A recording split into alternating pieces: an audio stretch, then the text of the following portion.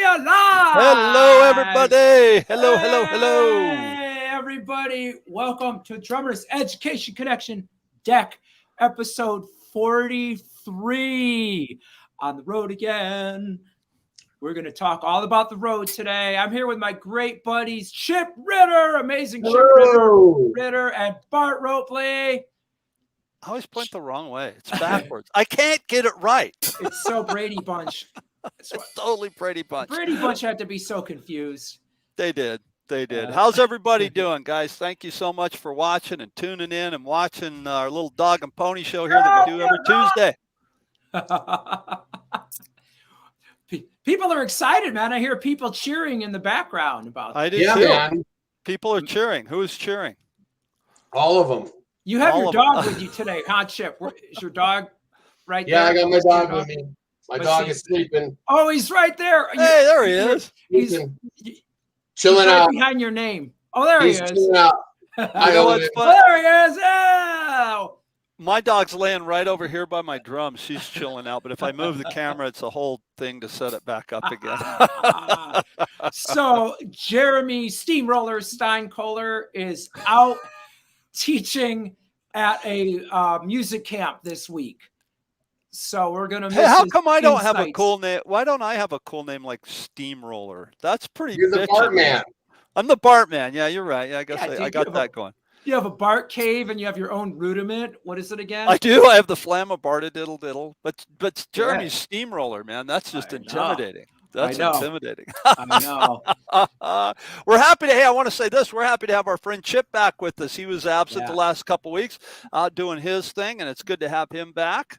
Good to be back. Yeah, it is. It is. So, Rick, what are we talking about today, buddy? Well, all right. Our show today is On the Road Part 2. Bart has just completed a 15-day tour? 17-day. We were gone for 17 days. Yeah. 17 days in Arizona with the Sam Morrison Band. Yes, sir. And so I'm so excited to get your insights and share some knowledge about your experiences on the road. And, a lot of people, I think, Bart, have an idea of what being on the road is. And they kind of have an image of like being a movie star or big rock star with limousines. And it's very, very, very, very seldom that way. So it's way different than what people think. It's not at all what people think, and I would venture to say that Charlie Watts's touring experience is probably a tad bit different than my touring experience, but that's right. That's right. But yeah, it's not what a lot of people think, and I think there's a lot of insight there for young drummers who either are kind of aspiring to go on the road or want to go on the road, and so there's a lot to be learned from that. So. Yeah, it's going to be fun to share our experiences with road work. And anybody watching, feel free to ask any of us any questions about touring. And, there's a lot to know. There's a lot that's not obvious about being on the road. And I think that experiences can vary so much, even within one player. I've had so many different types of road experiences. Right. The good, the bad, the ugly. It's all there. Right. Well, so what I want to start with is, I guess I would start with this. So one of the things that we talked about on the first on the road episode that we did was that when I was the first night in town, when we played the very first night in town, we had played in Chandler, Arizona. And we played at Wild Horse Pass Casino. There's an arena in there. We played that, and that was on a Saturday night. And then we had to load out that night. After the gig, we had to load out. And after we loaded out, I shared this story already, but I want to reiterate it for some people that maybe hadn't seen it. Our piano player, Walt Thompson, our keyboard player, he carries around a full-size Hammond B3 with a Leslie. He doesn't care. He carries the real deal. And Heavy. this thing is heavy, and it Yeah, has man. been all over the place. And Is that the thing with the speaker that goes inside and twists around? that's the Leslie cabinet. Yeah. Now the Yeah. Leslie and the Hammond are two different pieces of Oh, equipment, okay. And so we had a road crew that was carrying the stuff in and out for us, and it was really cool. Now But wait, the a road crew from the facility, or did you go on tour with a crew? No, they were from the facility, Okay. and they did not go on tour with us. They were from the facility, and they were extremely helpful, and they were awesome. Okay, fantastic guys. And anyway, they're wheeling the Hammond out, right? They're wheeling the Hammond out, and the Hammond is on this. It's kind of hard to describe it. If you've ever seen a refrigerator dolly, it's kind of like a refrigerator dolly that lays down, right? Mhm. So this thing's strapped to it, and it never comes off of the dolly, right? It just doesn't. Right. And so they got it halfway out, and something happened, and the dolly broke, and it busted the legs on the Hammond, and it just fell apart. Well, you got to realize this Hammond that he has, its organs are a lot like old guitars. If you have, a guitar player that has an old 1950s something Les Paul, it's just like their treasured thing. Well, that's the way this Hammond is for Walt. And to his credit, he didn't lose it. He didn't get upset. He was like, okay, we'll fix it in the morning. So the next morning we load out, everything gets loaded into the trailer, and we get, we go up to the hotel room, had some dinner, went, got cleaned up, went out, had some dinner, went to bed, got up the next morning. Now we're in Chandler, Arizona. Now, Chip, you know a thing about Arizona, don't you? Know a thing Oh, or yeah, two about. absolutely. How about the heat out there? Is it pretty warm? Oh, it's nice like an oven. So, like, let's say at 7 o'clock in the morning. How hot is it out there in Arizona? 7 in the morning. Probably 7 o'clock in the morning is probably about 83, 84 in the Right. summer. Okay. Now, what about by 9 o'clock in the morning? How hot is By it? 9 o'clock, it's about 90. And then by 10 o'clock, it is. It's about 100. Yeah. So you guys see where I'm going with this. So we got up early the next morning before the sun came up, and we took the Hammond out. We tore the thing apart in the parking lot of this casino, took it off the trailer. One guy stayed with it. Two of us went to Home Depot and bought stuff. We bolted the thing back together. We got it back on the dolly, put it all strapped back in, put it all back together, got it back in the trailer, ready to go to the next show. And this is right as the sun is coming up. Now, granted, and remember, we just played the night before, Definitely no rock star moments where you're like, I'm sleeping in till the crack of noon and getting up and being served shrimp cocktail for breakfast. That's not the way it is. You're working. And honestly, nobody wants to hear when you're on the road and something like that happens, the people around you, nobody wants to hear, well, I'm not a morning person. That's okay. Either am I. We got to fix the Hammond. Let's go. And that's kind of the way that it happened. And then there was two other little anecdotes or two things that I wanted to share about this. I'll start with the thing that happened very last. So that was the first night of the tour. Okay, I'm going to book in. I'm going to go to the last night of the tour. Now, usually the last night of the tour, we always like, oh man, we finished up, really good. Let's go out and have something to eat. Let's have a nice little dinner or something like that. Well, the last night of the tour, we were playing at we were backed up to this lake, and it was an outdoor stage. And we get done with sound check, and it was hot at sound check. It was in the 115-ish area. Wow. We get done with sound check. We go on about 7:30. It was about 7:45 because they wanted the sun to go down. And we're walking up to the stage, and I hear the guy introducing us. And before he introduces us, he goes, okay, and it's like a small little outdoor amphitheater. He goes, for all of those of you who, brought bug spray with you, make sure that you use it. And if you didn't bring bug spray, make friends with the person next to you because you're probably going to need it. Well, everybody in the band is going, you didn't say anything about that. We get up there and start playing, and man, it was like the book of Revelation. Bugs came out everywhere. When I say this, there's no exaggeration. There were millions of bugs. And we're playing, and they're just flying all around. It's like, oh my gosh, this is so bad. And pretty soon, halfway through the first song, Sam turns around and he looks at me, and I get this number from him. He looks at me with a big smile on his face and he goes, "What?"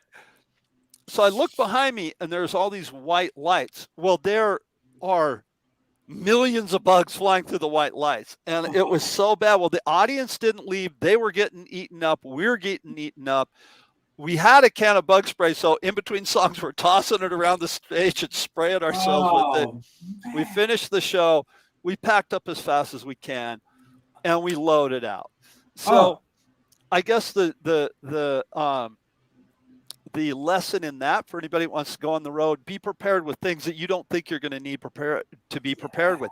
Bring sunscreen, bring a hat, bring bug spray. You don't think about that until you're getting eaten by bugs. And I made a game out of it because at first I was like, you're getting annoyed by these bugs. But then I made a game out of it because I was like, okay, there's 300 bugs on my floor time. I'm going to take out at least 4 of you guys. Blam! And there's one on my cymbal. Blam! I was killing bugs. So I made a game out of it and made it fun. Man. And then last but not least, I got to throw this one in there. And I bookended it because I wanted that story to be heard. And then I wanted it. This is kind of, I guess, patting the band on the back, and then also maybe, telling people what you've got to be prepared for. Sometimes it's taken for granted that you know how to do the gig, right? If you've gotten to a point where you're playing on the road and you're going on tour, it's just taken for granted that you know how to do a sound check, you know how to do load in, you know to be there on time. You've worked hard to get there. Those things are the obvious things.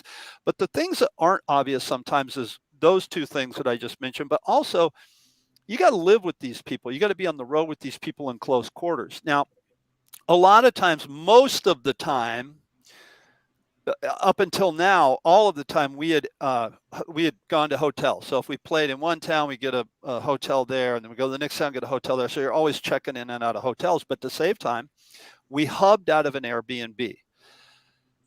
We'd stay in the Airbnb. We'd go to the show. Sometimes it'd be a 2-hour drive. Sometimes it'd be a 1-hour drive. But we go do the show, come back. So that made life really easy.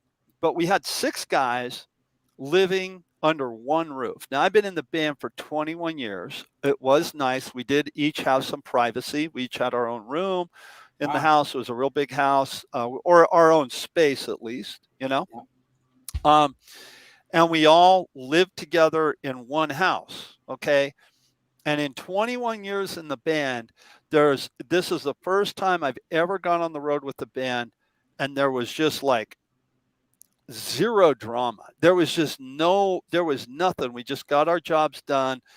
We went out and we did it. We did rehearsals in the afternoon on a couple of the days. We had one night where we got rained out because of a monsoon. I'd mentioned to you guys. Luckily, we have a rain or shine clause in our contract, so we still got paid.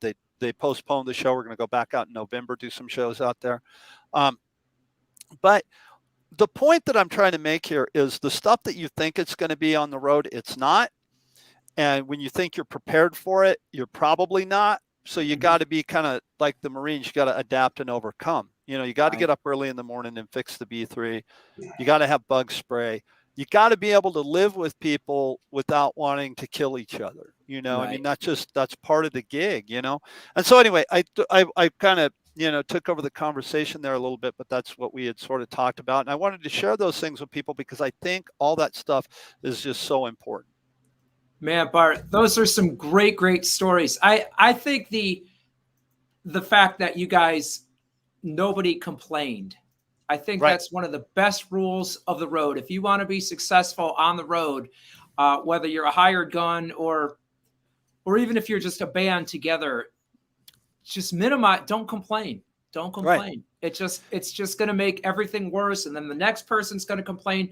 Pretty soon the vibe's going to go down. The energy, it's just going to fall apart. But staying positive is just so number one.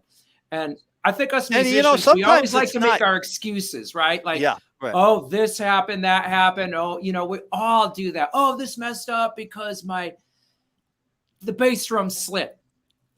You don't even tell anybody. Just do your thing and smile and never make a face on stage.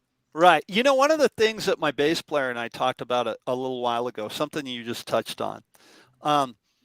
Yeah, it's really easy I mean, mistakes happen. I mean, you're Right. going Yeah. when you're in the live element, mistakes happen. And nobody ever wants to admit that they're the one that made a mistake, right? And so my bass player and I, after every show, we always every band does this. You check in. Well, how'd you play? What'd you think? How'd you do? Right. And because that makes the knife a little bit sharper. Right. Well, my bass player and I told him about, I don't know, it was before COVID. So what, 2.5 years ago, I said, no more excuses. I'm not going to give like man, the monitor mix was bad, so I messed up. Or, this happened, so I messed up, or I was hungry, so I meant no more. I either played good or I played bad, one or Yeah. the other. There's Yeah. no excuses, right? And so that's one of the things we did. And so the other night after the bug show, we we were all kind of like, yeah, we were all kind of like, man, that was pretty rough. We pulled it off. The gig was fine, but it was so damn hard, man. I mean, Yeah. you just have bugs. I mean, dude, there was praying mantises crawling around the stage eating other bugs. That's how bad it was, man. And yeah, we got back to the Airbnb. We were leaving the next morning. It was the last show. It was fine. We all laughed about it. Nobody was upset. I mean, we just, hey, it was what it was. Take a shower, see you in the morning, let's get home. Man. And I think that, yeah, nobody wants to hear that, you had a bad day or you got in a fight with your wife or girlfriend or significant other or boyfriend or husband or wife. They just do your gig, Just do it. and Yeah. make life around you easy for the people around you. Exactly. Sam Morrison Band live at Jurassic Park. Right. We had praying mantises and velociraptors. Oh my God. So Rick, tell me, Yeah. you've done some touring overseas with Yeah. your bands. Like you Yeah. you went through Europe, right? Yeah. Okay, Yeah. what is the hardest thing that you went through but you learned the most from? What's the hardest thing you went through but you learned the most from? I think the hardest thing that I went through was having really bad monitors Mm-hmm. and like a really big, we were playing in this, I don't know, it was about 2,500 people, this big giant, it almost looked like an airplane hangar kind of facility. Right. Yeah. Right. And it's so loud in there. I've got to wear earplugs. I wear earplugs. I've got to just wear my earplugs. I have to save my ears. Right. You have to. But there's a lot of songs that start with guitar, Mm-hmm. and there's an echo. So when they start with the guitar and then you've got to come in, bop, bop, bop, choking, choking some crashes, or, you've got to come in when the guitarist is on the beat. Right. Yeah. And dude, there were some times where the guitarist, I'm like trying to give me a look, man. If I can see you like that, I can find one. Yeah. Right. So even if I can't hear you, if you're doing that, well, there's one. But this guy, he's off in the corner, playing to the crowd. So that's cool, for the show, for his showmanship, but it didn't help with making the band tight. So I definitely missed a couple of those entrances. Yeah. And I was mortified. And so what I ended up doing is, after the fact, saying, hey man, in some of these venues, we didn't have in-ear monitors and all that kind of thing. We're just, working with what we have. Right. So what I learned from it is that, well, look, let me start off these guitar songs. Let me set the tempo, and I'm just going to do hi-hat. Yep. Now guitar. Now the drums come in, and Right. and everybody was just cool with that. Yeah. So Very cool. Very cool. Chip, what about you? What are some of your hardest road experiences or touring experience that you learned the most from? One of the hardest ones that I remember was in Mexico City with Long John Hunter, and having the stomach flu, having a bucket by my drums while we were playing and throwing up during shuffles. No. I remember the show must go on. I had Mama's Moo Revenge, and it was this bad stomach poisoning, and I had to keep playing no matter what. And that was one of the worst experiences But one of the best experiences I remember is touring through Europe, where the crowds were super quiet while we were playing, and they would clap between solos while the band was taking solos, and it seemed like so refreshing to be appreciated like that, compared to the different dive bars that we were playing in the States. I Yeah, remember that stood out a lot. Yeah. man. Yeah. That's I great. have a good one. I was playing with a band called Clax out of they're from Austin, and I was subbing for their drummer, and we were playing in Brazil, Okay. which was just a really amazing experience to be down there. And so I had some arrangement charts just for reference. Verse 8 times, chorus, Right. change up, and well, they were into at this particular venue. They were into strobe lights. Oh. I am telling you, man, it was so bad. It was a strobe the entire show. And the That's band hard to had no play through. control over it. Oh my god, it was so hard to just stay up and I just not bet. fall. And the whole band was saying this like, oh my god, I'm just gonna fall over because these strobes Yeah. are so bad. So forget it, man. Forget looking at those. All I could do. I mean, there were periods of times I'm just trying to not fall off my seat, and I'm just hearing the song in my head, and my eyes are closed. Yeah. And we got through it that way. Yeah. So I think it's kind of cool that bands always practice in these great studio environments, with Right. good sound and I don't know, man. I think it's really good to practice in some, let's have bad sound, turn the heat up, Yeah. prep yourself. That's the one thing. The other thing I remember about being on the road is playing in open air festivals.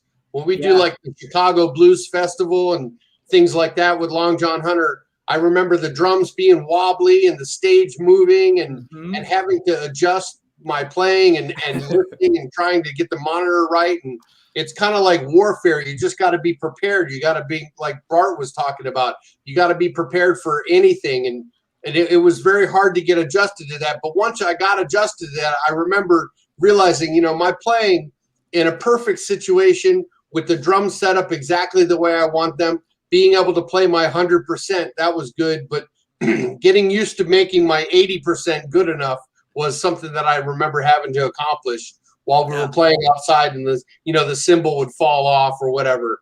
Yeah. Yeah.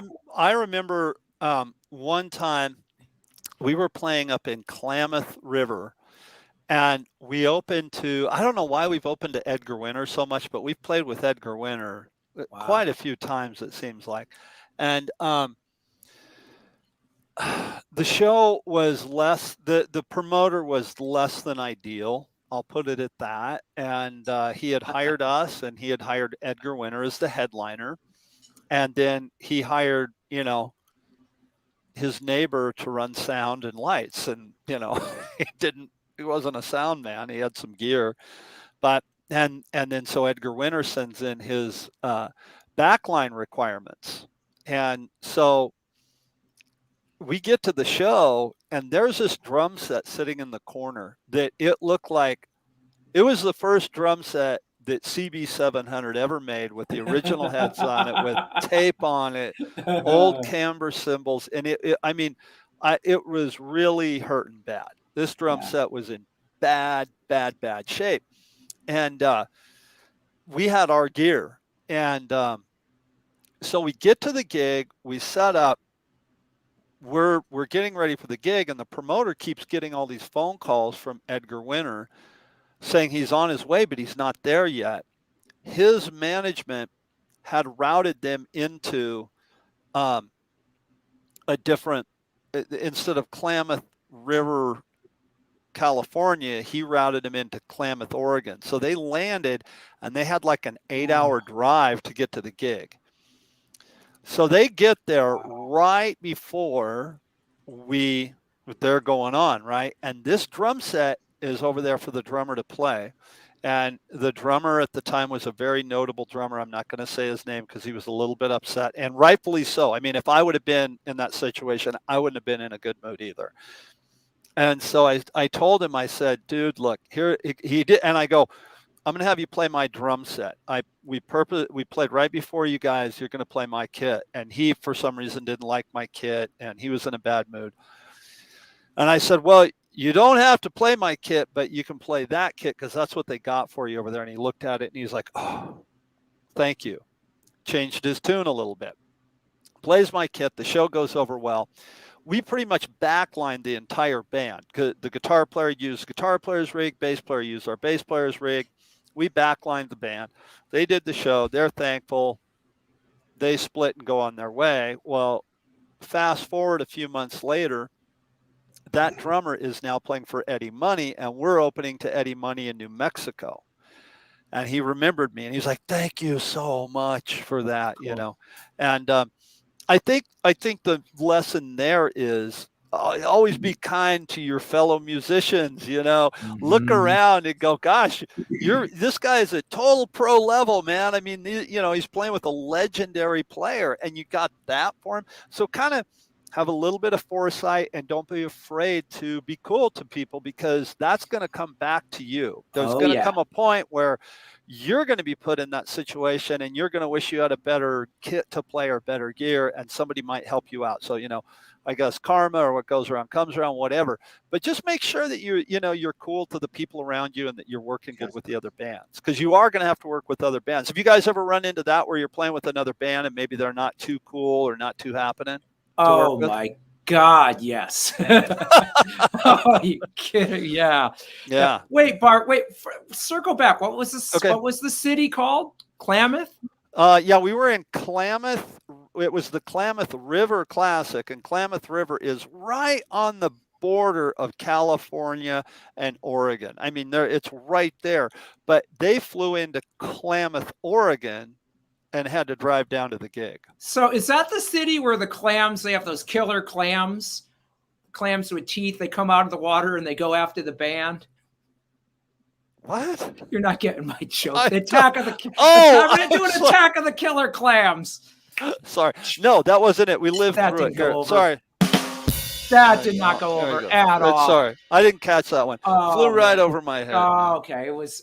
I've been on the road for 17 days. I'm still a little tired. Okay. So yeah. So you. No, that was a little wacky on my part. Anyway, man. Yeah, etiquette with your band members is huge, and you know, so many tours that we have, or even just at a local show. Yeah. There's multiple bands playing at the same time. Right. And so sometimes there's a backline, right? Those who don't know it, the backline means all of the gear, you know, one band or the promoter or the club is providing most of the equipment that you play. Right. So very often, you know, everybody's playing on the same drum set, and that's called the backline. A lot of times they'll use the same amplifiers, especially bass amps. Yeah. So what about you, Chip? Have you ever had that where your work? I've got a karma story for you. Let's hear it. I was on a cruise ship, Carnival cruise ship, the MS Holiday, in 1998. My first professional gig as a professional musician, where I was paying my rent playing drums in a country band. And I was on the cruise ship, and there came every now and then they would have specials where they bring a band on for a show. And one of the major country artists came through, and the drummer came up to me and he asked me, hey man, his name was Gary. He's like, hey man, I got this set and I forgot my hi-hat. Can I borrow your hi-hat? And I was like, man, you know what? Sure, man. And I lent him my hi-hat, because drummers are like that with other drummers. We kind of tend to support each other. Yeah. And I lent him my hi-hat for the show, and he came back and he gave it back to me. He said, thanks, man. That's awesome. And so fast forward, I went on land and joined the Bad News Blues Band, and I toured with them, and then with Long John Hunter, and for years and years went on the road with that. And then I was at NAMM about maybe 10 years later, whatever, it was like 2007, and I'm at the NAMM show, and then Gary Patterson comes up and he's like, hey man, it's me, remember loaning me the hi-hat? And I was like, oh my God, that's so cool. And then about 7 years after that, Gary's watching me play at the Humsenberg booth, and I'm doing my little juggling thing, and he takes a video and it goes viral on Facebook, and it's got like over 11 million views on it now. And so it was like that karma thing is like you never know who you may run into and what kind of good things can happen from doing something good for another drummer. Completely, man. Beautiful. Completely. Chick. That is so fantastic. You know, on those gigs where we're sharing gear, like multiple drum sets. Yep. What I always do is I'll set my setup off to the side. You know, I'll make sure every little angle is just right. You know, let's say we're going on, we're headlining, and there's other bands before us. So and my drums aren't going to be set up on the stage. So we're moving kits off. One kit after the other is coming off the stage. So I like to prepare ahead of time. Just get the kit totally set up. And that way, when it's time, when the other kit is taken off the stage, you're ready to go. That way, you know, because sometimes you just have 5 or 10 minutes between bands and you have to move an entire drum set. So one of the biggest inconsiderations that I have is when a band is done with their set and the next band is coming ready to come up, and the drummer is like taking his time or her time to get the gear off the stage. Or they're hanging out and talking with other people while you're or they're taking every cymbal off of the stand and placing it into the case, and you know, and then breaking down the cymbal stands. No, everybody, just don't do that. The entire stand with the cymbal. Move it over to the corner. Get everything out of the way. Get off the stage. Get off the stage as fast as you can. And then the next thing you do is, once your stuff is off the stage, with the drummer that's coming up next, you say, hey, can I help you? Can I help you get your gear set up? You know, and you know, everybody needs to cooperate like it's a car race. Like you're going into the pit stop and you need you see a car going in for new tires and oil and gas. There's like 1 million people working on it. That's how you get a fast show, you know, and a relaxed show. And that's how it's like, oh, you know what? That band is easy to work with. Well, let's have them back on. Right. You know, book both those bands together. So we had, you know, and when I'm telling these stories, and what I'm doing, I don't want to come across as negative when I'm telling negative things. I'm kind of trying to teach us from a standpoint of what not to do. Absolutely. And I'm not going to say the name of the band because they're extremely famous, and I don't want to say. But it rhymes with. But no, I'm not even going to go there. I'm not even, because if I do that, your guy's going to go, oh, that guy's a jerk, and I'm not going to do that. We were the opening act for this band, okay, and it was the first gig that we did with them. It was in one of those venues, Rick, like you're talking about, where you had to share the drum kit. It didn't matter if you were the headliner; you used the house kit. They didn't care who you were, and this particular venue had they've had Van Halen in there. It wasn't Van Halen. They've had Van Halen in there. They've had all these other bands in there, right? So, huge acts, right? We were opening up. And the drummer for the band, to say that he didn't want me to play the backline kit along with him would be an understatement. He was really unreasonable about it. Oh, man. And I even told him, I said, look, here's what I'm going to do. I'm going to take, and this is what I do when I play a backline. This is a whole nother segment for another show. I take my snare drum on my snare drum stand. I take my drum throne. I take my hi-hat, and I take my bass drum pedal. Right. Okay. And I'm tall. Okay. So this particular kit was set up like I play, 1 up and 2 down. Right. So I took the snare drum off, the hi-hat off, put my snare drum, my bass drum pedal, my hi-hat, everything else I left alone. And then I took a Sharpie and I made marks on the floor tom legs, and I raised there's 2 floor toms. I raised the first floor tom up to the height that I needed it. I had a Sharpie, so it was at the exact right height. And where I knew where it would go back for him. And I told him I was doing this. He was throwing a temper tantrum backstage. We get up there, we set up, we did the show. I took all my stuff off. I put his back on exactly like it went. I didn't have to adjust the height of the snare drum because I had mine. I didn't have to adjust the height of the throne. I had mine. I didn't have to adjust the height of the hi-hat. I had mine. I put his back in place, put the floor tom back where it went. The guy walked up and played, okay?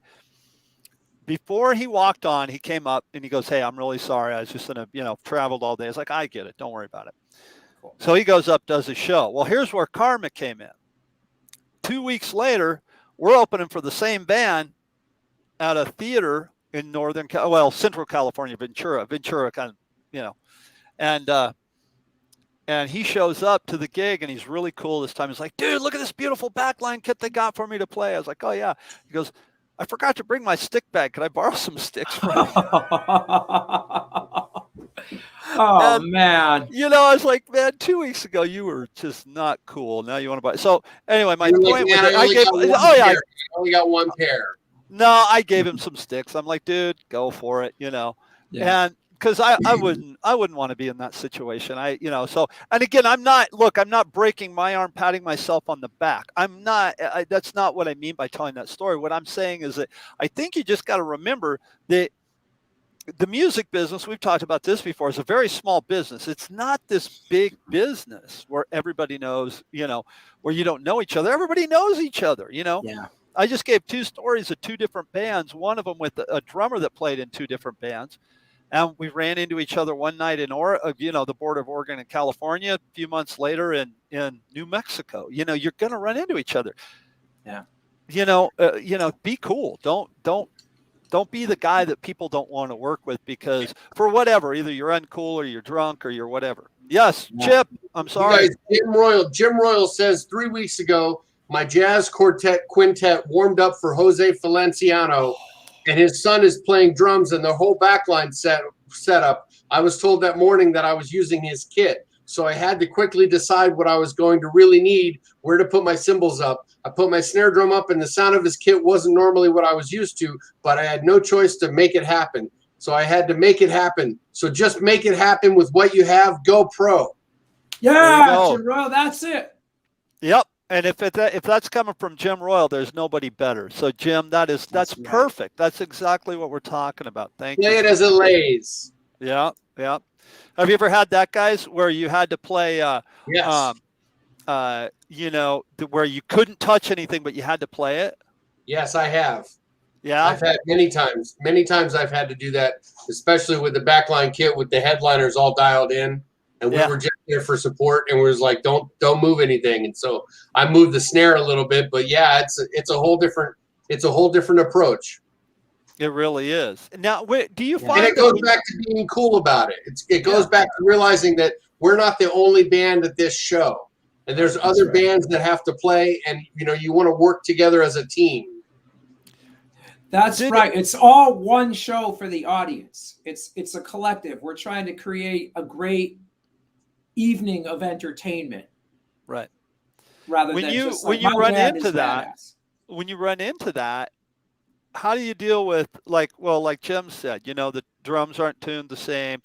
And we all know that drums have a feel to them, a physical, how the stick reacts to the drum that we all individually like. Some people are they like the same thing.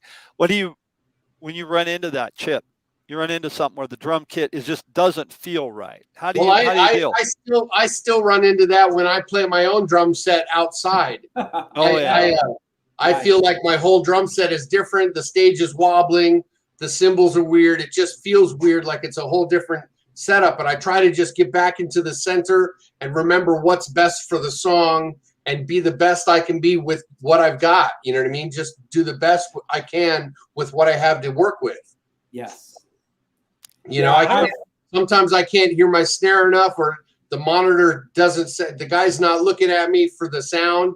I'm playing and I'm trying to give him signals to turn it up or turn it down. But sometimes I just end up getting just through with it. I throw my towel over the monitor and just play through. Yeah. I got a question for you, Chip, and kind of a different scenario. Okay. But along those lines of playing your own kit and being able to pull it off. I remember sitting at the Hollywood Drum Show in October a few years ago, and I was sitting right beside Frankie Bonelli. Him and I were sitting right there watching you play your drum clinic. Yes. And you got up there and I remember you sat down and you warmed up. Nobody was in the room yet. You were playing Hot for Teacher. And then they announce you come on for your clinic. And dude, I'm sitting there with Frankie Benelli and I'm looking around and there's like every freaking drummer in town. J.R. Robinson was there. Every heavy hitter in LA was there, man. And you get up there and you were the best chip ritter I've ever seen. Wow. How do you deal with that? And does your head mess with you? Did your drum kit mess with you that day? What happened? How do you mentally prepare for that? That took guts. Well, I had time to warm up. I had time to set it up. I took my time and I got really comfortable with where it was. And I rehearsed my clinic. I had rehearsed it many times. Right. Just like with the Letterman appearance, I had gone through that routine. I had gone through my notes. I got down to where my clinic was in condensed little bullet points, and I had memorized them. I knew where I was going to go. I wanted to tell them what I was going to tell them, and then I wanted to tell them, and then I wanted to tell them what I had told them, and also follow the formula that somebody gave me. Robin Horn is a great drum clinician from Tucson. He works up at the U of A. He was like, a great clinic is talk, play, talk, play, talk, play. You don't want to do too much of either. You know what I mean? So yeah. I remembered that, and I just got into my zone. I warmed up, and I got into my zone. It was showtime. Do you get, and again, when you're doing a clinic, that's different than I think it's a performance, yes, but I think it's a little more intense than a live show, yeah. Right. I mean, because you don't have the band to hide behind. You don't have a band to hide behind, and you're playing drums in a room full of drummers. I mean, do you ever? Yeah, does that another level of intimidation. Oh, does it mess with your head? And I go through that. I go through imposter syndrome. What we talked about before on different shows, where it's like, who am I kidding? This has all been a fake. I'm not going to come through with the goods. What do I have to offer that these guys need to hear? I have nothing that I can bring to the table, and all of that is just irrational fear that you've got to let go. You've got to step through it and just go through it. Mm-hmm. That's great advice, because, dude, I remember that. Do you remember the clinic I'm talking about? Hollywood show. Hollywood show. I think it was. I hung out a little bit. Yeah. And dude, you brought the house down. Yeah, I did good on that one. Yeah. Yeah, you did really good. And I remember hanging out with you and just congratulating you because you played so well. Mostly, I think most of that results of the best clinics I've done were being over prepared and then trying to let go of it once it's game time. Once you step on the stage and get behind your kit and you're looking at the sea of drummers, you just kind of got to go with what you rehearsed. And it's about preparation. And then Peter Erskine once gave me a note before the clinic at Chicago show. Right before I went on, he wrote down, have fun. Here's the secret. You know what I mean? And it said, have fun. So, over prepare and then try to have fun with it. Dude, we're talking about Peter Erskine. That was Neil Peart's last drum teacher before he passed away. And he handed you dude, that's freaking huge. That is so cool. That is very cool. I hope you saved that note, Chip.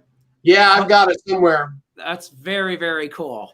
Okay, so Rick, what about you? What about, has there ever been any of those moments, whether it's in a clinic or performance or something, where you were just like, okay, I gotta let it go and I gotta just get up there and do the performance, and coupled with, I've been on the road, I'm tired, whatever. What happens? Oh yeah, I mean, I've done some European stuff where we're jet lagged and we're on stage. Yep. Where I'm just like that, feeling like a zombie, and you just still have to do it, and definitely too, if there's backline. And I find even if there's backline, there's never enough time to really set up the gear the way you want to. Yeah. And there is no better rehearsal than being on tour, being on the road. You'll be by the end of it. I've had at some point, after 2 weeks of playing crappy kids. Yeah, that's how the band gets tight, and you get more authentic and what you mentioned before, Chip, playing for the song. I'm just thinking about playing for the song. Now, if I had the ideal setup and the time to get the gear just right and the right tuning. And, you know, tuning, of course, affects the rebound of the drums and how easy they are to play. But what I found is if I have to simplify, because I might not be able to pull off that chop on the kit that I'm playing. Right. And of course, usually it's better to simplify anyway. So, Yeah. And one of the things I've done too is I'll bring a lot of extra drum heads with me on tour. If they're, you know, either way, you know, I really almost never have ever broken a drum head, an Aquarian head on the road. But what I've done is I bring heads, and if there's time, I've said to the drummers, hey man, I got some new heads. Would you be okay? We put new heads on your kit and you could keep the heads. And boy, talk about making buddies that way. Oh man, they're like, dude, this guy, he's using, you know, he reheaded my drums and tuned them for me. I didn't even know how to tune a drum, you know, and you're doing that for him. And that's been a great way to make some friends and create a nice win-win situation. Nice. At the gig. But touring was just going to make you a better musician. And I'd say any drummer or any musician who's thinking about, hey, I want to do this as a living, you got to get on the road first. It's an adventure. You got to see what road lifestyle is, because it can be the most fun thing ever. It's some of my best times in my life have been experiences on the road, meeting people. If you're a people person and like traveling and sights, I mean, it's just the best. But then again, it can be really, really exhausting, and everybody's got to kind of see what fits for them. But if you're going to be a musician, man, you're going to work in a lot of bars. Do you really want to work in a lot of bars? Does that fit in with your lifestyle? You know, and then let's say you're auditioning for a band. Are those the people that you want to hang out with? Right. You know, they might be kind of a lifestyle that doesn't fit you. And so, you know, playing is just part of it, as we all know. It's the hang. Right? Yeah, it totally is. It really is about it is about the hang. Yeah. And also, you know, when you're on the road long enough, you know, everything that can happen is going to happen. It's not a matter of if, it's a matter of when. You know, breakdowns and blowouts and trailers coming off the back of a truck, and you know, just everything that can happen. And you know, a lot of times people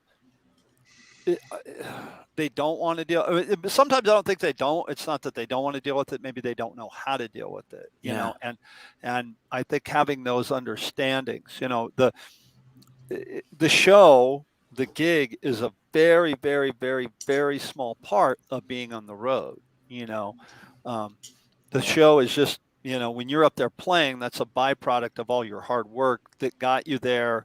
But then there's tearing down the show and getting it home. It's that, and you're right, that lifestyle thing. You know, do you want to do that? You know, do you want to do that? Yeah. You know, I've had so many conversations, you know, with Gene Hoglan about being on the road with you know, Testament and Death Clock, all these other projects. He's toured a lot, and you know, they're taking flights all the time. Yep. And so the whole thing is about just trying to conserve energy and be ready for that show. So it's that whole sleep when you can, eat when you can, use the bathroom when you can. Have you guys ever been stuck in between flights, like going to a gig and you didn't maybe you made the gig, but it was a last minute thing, or got stuck on a flight? Have you ever had that happen? Yes. What happened? Chip, talk to us about it. There's a few times where Holly Bullimore was booking the band, and we ended up having to go. We ended up having to drive way farther than we had imagined, and then we would get to the venue with no sleep and just not prepared, and just have to gut it through and get up there and play. And I remember just everybody. I remember one thing that you guys were talking about, life on the road with other people. One thing that being on the road with the band that I was with taught me was to how to get out of myself so much. being over concerned with my drums and how's this going to happen, and being concerned more with what the band was going through and how to make the band happen. Like doing my job as a drummer, which is really taking care of the band. You know, I think the drummer's job is kind of like a goalie on a soccer team.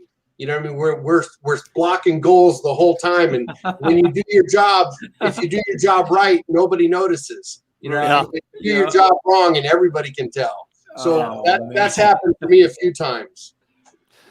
Yeah, it that does. make sense? No, it does, man. It totally Okay. makes sense. It totally makes sense. Good. You know? And I've never missed a show because of a flight, but I did have a singer who missed the first show in Holland. And so we had a show with no singer, and the guitarist just did the best that he could. And what I learned from that is call my singer up when I wake up that morning that we have to fly, get him out of bed. yeah. keep calling him. Hey man, you up? Up? Do you have your passport? Where's your passport? You got it? Okay. Yeah, I've had people on the road that I've had to, you know, not myself personally, but that have had to been babysat. You know, had a guitar player that slept through the first, you know, 3 or 4 songs of a show one time, and one of his friends in the band, well, they only slept through the first 3. It wasn't like they slept through the whole show. It's like, you don't want to miss the first note, you know, and then that person later on down the road missed the first 3 songs and sheepishly walks on stage. It's like, how hard is it? You know, be there on time, be ready to play. And again, I don't think that those are, you know, again, it's not throwing anybody under the bus. Those are just the things that you experience, you know. I mean, absolutely. You know, personal lifestyles sometimes get in the way of being being a professional. I remember one time reading an article with Steven Tyler from Aerosmith, and he goes, yeah, for a long time, you know, we were drug addicts dabbling in music, and I think that sometimes that lifestyle kind of comes along with the territory, and you end up dealing with people that are, you know, less responsible. One time this one person was in a band with us, like we'd go to sound check and the band doesn't leave after sound check, right? I mean, you're there, you've done sound check, you hang out, you eat, you do whatever you got to do, time to go on stage. Well, this person had to go back and take a shower and had to get ready and then come back to the show. And of course, you know, that's the person that ends up walking on stage, you know, halfway through the first song or into the middle of the second song. It's like, what, you know, just stay here. You know, it's not about, some people do make it about themselves. And I think, Chip, you're right. I think it's about not making it about you. It's about making it about the greater sum of the whole. You know what I mean? Well, we all have lessons to learn. There's always opportunity for growth. And the main thing I remember about being on the road was people that you got to meet.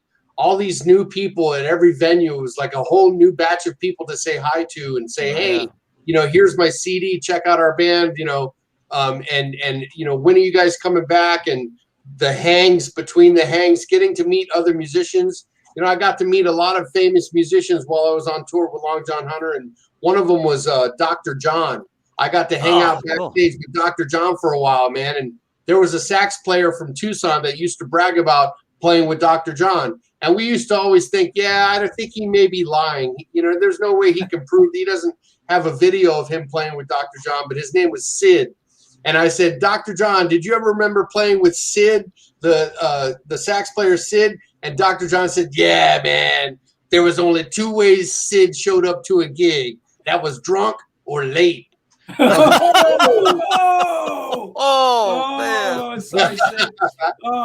man. But that's the cool thing about being on the road, is the meeting of the other people. I remember really enjoying the people that were around us. You know, sometimes the blues band would get an engagement for like a week at the same club, and or at different clubs around the area. Like Bart said, they hubbed at a B&B.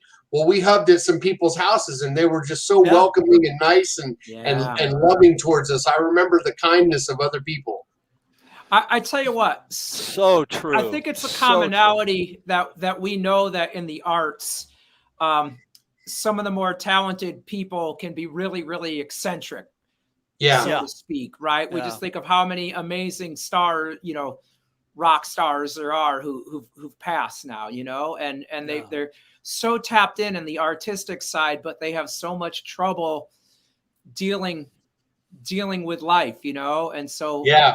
bless those people, and I think anybody who offers a stable environment in a band should really get a pat on the back for holding the whole thing together, because it's all of those patient players that have kept it going, right? There's also the people that are booking the gigs, the people that are networking, the people that are communicating.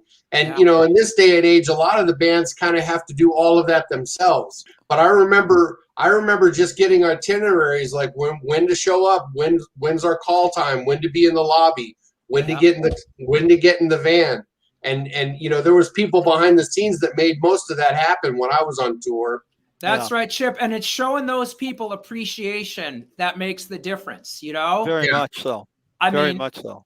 I've bought more drinks for people on the road, and for those who are into drinking, and you always check too. You say, hey, are you a drinker? I don't ever want to like offer a drink to someone who's not a drinker. So I check. Right. I might get their vibe first. But boy, that goes a real long way. And or even better, food for people.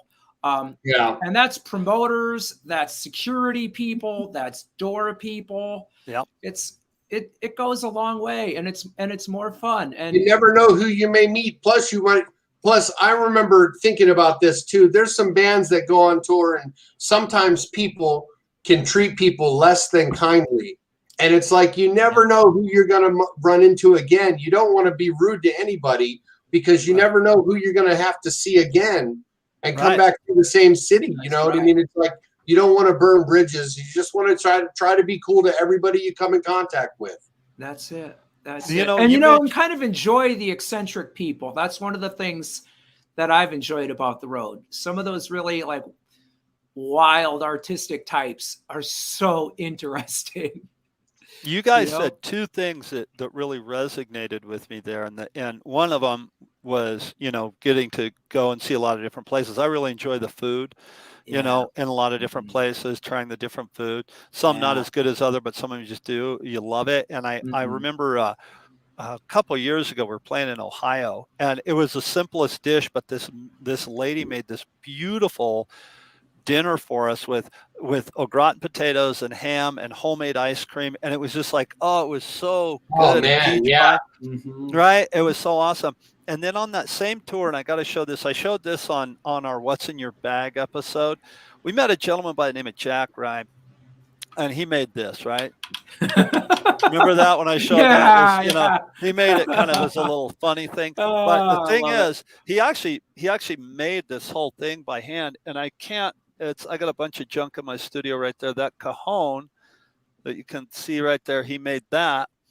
But the thing that this guy does is he's a guitar builder. Now, a lot of people that build guitars, I have some friends, a friend of mine, Justin Juknelis, that makes amazing guitars. He buys these kits. He buys the body and buys the neck and puts them together. Oh, they're so great. This guy, Jack, he makes the whole guitar. He cuts out the neck. He inlays the frets. He's an amazing guitar builder. And he's given Sam 2 guitars. He's given David Kurtz a guitar. He gave us this little hammer box thing, and then that cajon back there. He's just like the sweetest guy.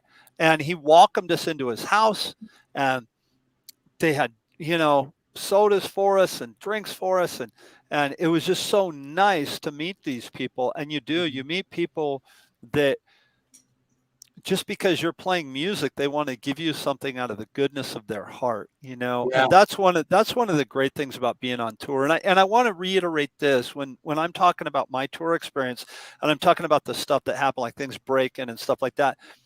I'm not trying to be negative at all. I'm just saying these things do happen, and just be prepared that that's what you want to do, because you're going to have to go through it. You just are, if that's what you want to do with your life. Look at it like an adventure. You know what I mean? Be prepared.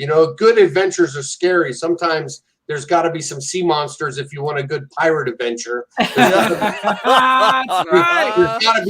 got to be some challenges you want to overcome. But yeah, I remember the hospitality of many people that would end up bringing us into their homes. And, there's nothing like having somebody let you do your laundry and a home cooked meal after being on the road in a van for, months at a time. So yeah, I remember that. That's good. Chip, I thought of you the other night I swear to you, I thought of you the other night during the bug show. I'm calling it the bug show because there was bug show. But I remember thinking to myself, Chip Ritter, if he was here, he would say that it's no fun unless there's sea monsters and pirates. And that's exactly what I thought of. I'm like, this is horrible. There's bugs everywhere. They're going up my nose and I'm spitting them out. Sam was spitting them out. And I thought, Chip would say that this is normal and this is cool because these are sea monsters and pirates that are attacking us right now. It's an adventure. Totally. And I thought of you the other night, man. That's so cool. Oh, it's so great. Fellas, do you know that we're really close to 1 year for the Drummers Education Connection? That's amazing, man. I can't believe it. And you know what? We got it. My hat's off again. I gotta say, my buddy Chip, this wouldn't happen if it wasn't for him. Chip, thank you so much for everything. Thank you guys. This is a great group. I'm glad to be a part of it. Yeah. It started just like this. Chip saying, I have an idea. Let's just talk. I don't know what it is. Bart, Chip, and we all got on and did this, and we hammered it out we did conversations like this for about a month, and then it was very clear that we should make some videos and try to offer and share some experience with all of our students and musician friends. And what we found from it is that we grew every single time. We learned something new, and there's nothing like being part of a community. There isn't. And I mean, look at the amazing people that we've had on the show, right? Oh, yeah. We've had everything from completely famous drummers to amazing educators to people that, it's just amazing. And just thank you guys so much. Yeah, we appreciate it. We'll have to go back and see what the first show date was. David Betts said 1 year. Congratulations. Hello, David Betts. David Betts. Jacob Sosa. How's it going, guys? How are things in Colorado today, David? Or is David's not in Colorado? What am I thinking? I'm thinking Jacob Sosa. Sorry. I'm thinking Jacob Sosa. He's from the UK. Yeah, I saw Jacob at his first gig, Jacob Sosa. So that's right on, Jacob. Sorry, David. I thought you. I heard David, but I thought Jacob. I got nothing. Yeah, David's in the UK. Yeah. So Jeremy Steinkohler, we missed you today, brother. We did. We bet you're just tearing up this drum camp, and we're looking forward to talking about that. We'll do an episode on teaching drum camps. We're working on scheduling with Murray Piper and with Gene Hoagland. And we'll keep you all posted about future episodes. And we're just grateful to all of you who watch us. And Jeremy's doing what we should be doing right now. He's practicing. We're just sitting here yakking. He's practicing. You know what I told a student the other day who was very tappy? I said to her, if you haven't broken out into a sweat, you've never really practiced. There you go. Yeah. There you go. That's it. That's so true. I got to remember that. I'm going to steal that from you, Rick. Please do. She's like, no, you gotta play at all volumes. Beat those things like they owe you money, man. There it is. Yeah. There it is. All right, guys. Well, brothers. Thank you so much for watching. Rick, thank you for hosting this one, man. You've done a great job since Jeremy's not here of doing the StreamYard thing. Thank you so much, Bart, and congratulations on a successful tour. And we're looking forward to hearing more adventures. And I feel like every episode we just scratched the surface. Oh, completely, man. We could sit here all day and talk about this stuff, So Good stuff. Yeah. All right. Well, everybody, thank you for watching. We just love and appreciate all of you. And feel free to tune in every Tuesday morning at 11 Pacific. Join us on Facebook. And you can watch us on YouTube as well. So we appreciate it. Sit up straight and eat your vegetables. Yeah. Thank you so much. Peace and love. Thanks, See you everybody. guys. Thanks for watching. Take care. Bye, guys. Bye-bye.